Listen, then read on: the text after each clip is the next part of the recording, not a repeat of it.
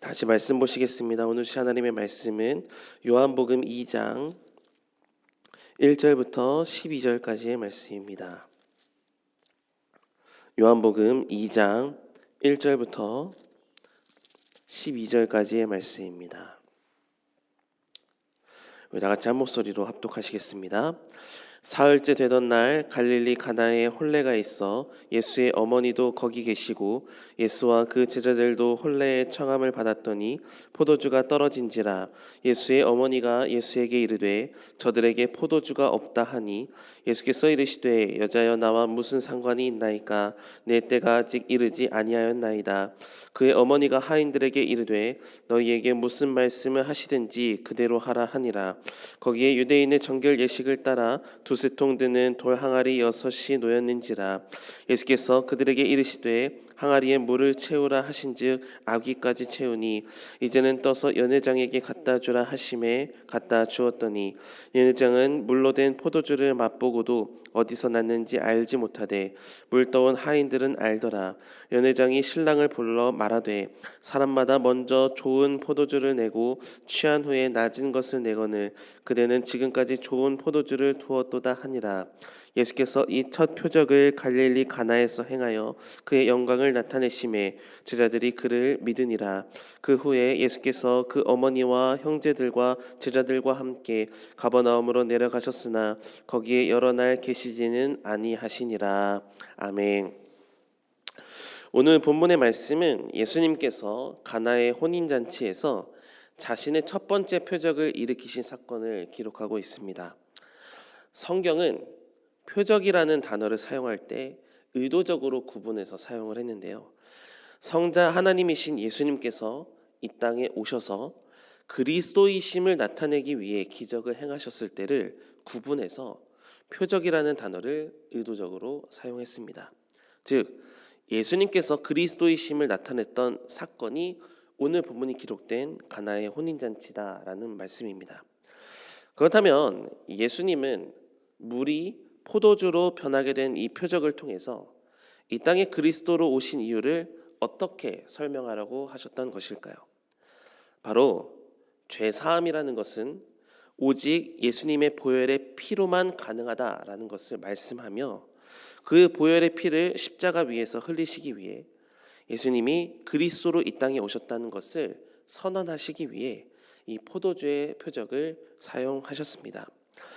요한복음 1장이 기록될 때만 해도 아직은 예수님께서 공생의 사역을 하시기 전이었기 때문에 그리스도로 또 구원자로 이 땅에 오시기 전에 그 예수님의 오심을 준비했던 세례 요한이라는 사람을 중심으로 하나님 나라의 사역이 지금까지 진행되고 있었습니다.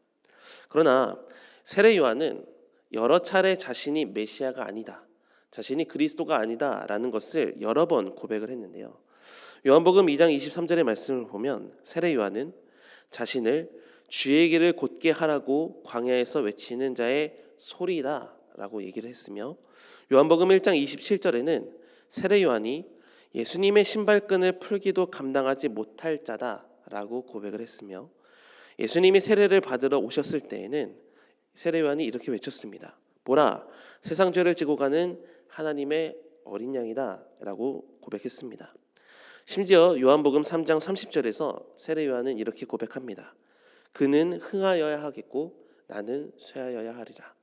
즉 세례 요한이 메시아가 아니다, 자신 뒤에 오실 분이 예수님이 메시아다라는 것을 증언했죠. 오늘 본문은 이제 이스라엘 땅에서 사역을 하던 자의 초점이 세례 요한에서 예수님에게로 옮겨지는 그 분기점을 갖고 있다라는 의미를 갖고 있어요. 요한은 그에게 붙여진 별명에서 알 수 있다시피 요단강에서 세례를 베푸는 사역을 주로 감당했던 사람이 이 세례 요한입니다. 당시의 세례법은 물 아래에 몸이 완전히 잠겨서 물을 상징하는 은혜 아래에 내 자아가 완전히 죽었습니다 라고 고백하는 신앙적인 표현을 담고 있는데요. 세례는 물론 굉장히 귀하고 존중받아야 할 신앙적인 예식입니다. 그러나 중요한 것은 세례가 모든 죄인의 죄사함을 가져다 주지는 못했다라는 겁니다. 즉 사람이 지은 모든 죄는 사람이 주는 물로 씻을 수 없다라는 것이죠. 그러나 예수님께서 이 가나의 혼인잔치에서 무엇을 포도주로 바꾸셨습니까? 물을 포도주로 바꾸셨습니다.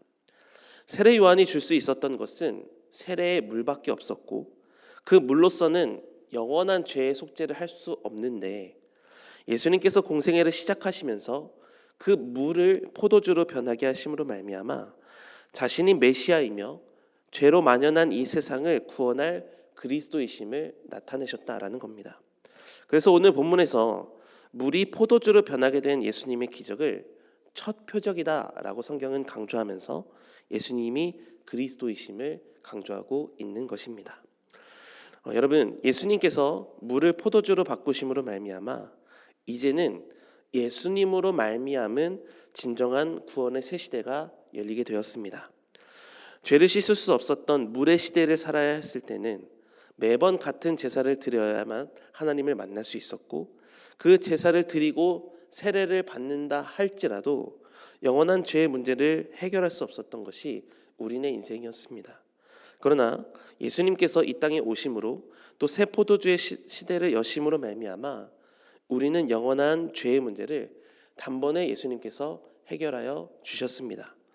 영원히 씻을 수 없는 죄의 문제로 인해 영원한 멸망에 들어가야만 했던 우리가 이제는 예수님을 믿고 예수님의 십자가의 보혈로 말미암아 우리의 모든 죄가 사함을 받게 되었습니다. 더 나아가 우리는 예수님으로 말미암아 하나님의 자녀가 되었고 영생을 얻게 되었습니다. 예수님의 오심이 우리에게 구원의 은혜를 누리는 복을 가져다 주게 되었다라는 겁니다. 그러므로 물이 포도주로 변하게 된 은혜를 예수님께서 친히 우리에게 허락하여 주셨으니 우리는 이 은혜를 간직하며 기억하며 예수님을 바라보며 예수님으로 말미암은 삶을 살아가는 우리 인생이 되어야만 합니다. 중요한 것이 있는데요. 표적이 곧 믿음으로 이어지는 것은 아니기 때문입니다. 오늘 본문을 자세히 보면 가나의 혼인잔치에서 물이 포도주로 바뀌는 기적을 본 뒤에 세 부류의 사람이 등장을 하는 것을 볼 수 있습니다. 첫째로는 연회장인데요. 연회장은 새 포도주의 출처를 알지 못했습니다. 그리고 그저 새 포도주의 맛을 보고 감탄할 뿐이었습니다. 무슨 것을 얘기하냐면 표적을 봤지만 표적의 주인공을 보지 못하고 표적의 맛만 느끼는 사람이 있다라는 겁니다. 두 번째 부류는 하인들입니다. 하인들은 새 포도주의 출처를 알았습니다. 자신들이 돌 항아리에다가 물을 떴던 순종을 했던 사람들이기 때문입니다. 그러나 성경을 보면 하인들이 예수님을 믿었다는 증언은 없습니다. 예수님을 믿었을 수도 있고요. 믿지 않았을 수도 있습니다. 그러니까 표적을 받고 표적에 직접 쓰임을 받기도 했지만 표적의 주인공을 향한 믿음의 확신이 있었다라고 성경은 증언하지 않았다는 거죠. 마지막 세 번째는 제자들입니다. 제자들 역시도 새 포도주의 출처를 알았을 겁니다. 예수님과 예수님의 어머니 마리아의 대화를 들었을 것이고 예수님이 움직이는 동선, 그러니까 예수님이 하인들에게 명령하시는 장면들도 다 지켜봤을 거예요. 그리고 실제로 표적이 일어나게 되자 성경은 제자들을 향해 이렇게 증언하고 있습니다. 11절의 말씀인데요. 예수께서 이 첫 표적을 갈릴리 가나에서 행하여 그의 영광을 나타내시매 제자들이 그를 믿으니라 라고 확실하게 증언하고 있습니다. 제자들은 표적에 직접 참여했던 것은 아니에요.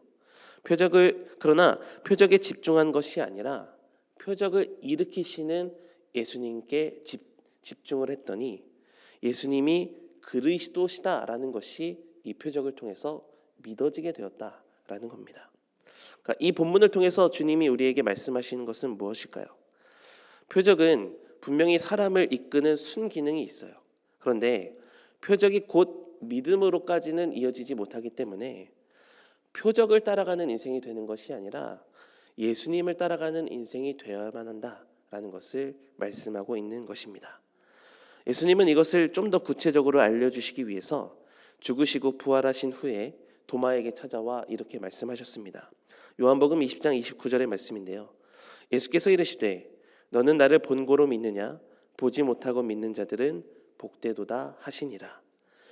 기적을 봐야만 하고 표적을 체험해야만 하는 마음은 믿음으로 이어지지 못할 수 있다는 거죠. 그러나 예수님을 믿으면 표적이 보이고 기적을 체험하게 될 줄 믿습니다. 오롯이 예수님을 믿는 믿음을 가져야 된다. 구원자이신 예수님을 바라봐야 한다라고 외치는 것이 이 요한복음 전체의 핵심이다라는 겁니다. 사랑하는 성도 여러분, 물을 포도주로 바꾸신 표적을 보기보다 물을 포도주로 바꾸신 예수님을 바라볼 수 있기를 바랍니다. 영원한 구원의 문제를 해결해 주시기 위해서 예수님은 새 시대를 여셨습니다. 예수님을 믿으면 죄사함을 받고 영생에 이르게 됩니다. 그 구원의 주인이신 그 예수님으로 말미암아 예수님으로 바라보는 여러분의 믿음이 다 될 수 있기를 바랍니다. 예수님을 바라봐야만, 예수님을 믿어야만 우리 삶에 평생 흔들리지 않는 믿음을 가지고 삶을 살아갈 수 있게 된다라는 말이죠. 우리에게 구원을 주신 예수님으로 말미암은 여러분의 인생이 되기를 주님의 이름으로 축원합니다. 또한 예수님만을 온전히 바라보셔서 예수님이 주시는 그 표적을 통해 예수님이 구원자이심을 믿어지고 예수님이 주시는 그 기적으로 말미암아 예수님을 향한 믿음의 확신이 더욱더 굳어지는, 깊어지는 여러분의 인생이 되기를 소망합니다. 우리는 연회장이 되지 말아야 되고 하인이 되지 말아야 합니다.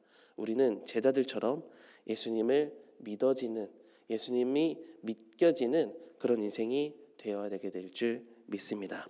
여러분의 인생 가운데서도 표적이 일어나게 될 겁니다. 기적은 분명히 주님께서 주실 줄 믿습니다.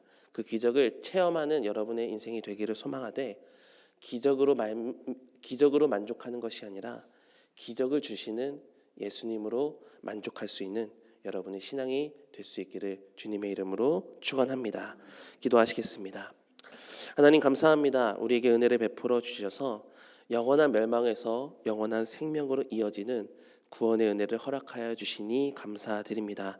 새 포도주의 시대를 열어주셨으니 그 새 포도주의 시대를 열어주신 주님만을 향한 믿음의 확신을 가지며 살 수 있기를 간절히 소망합니다.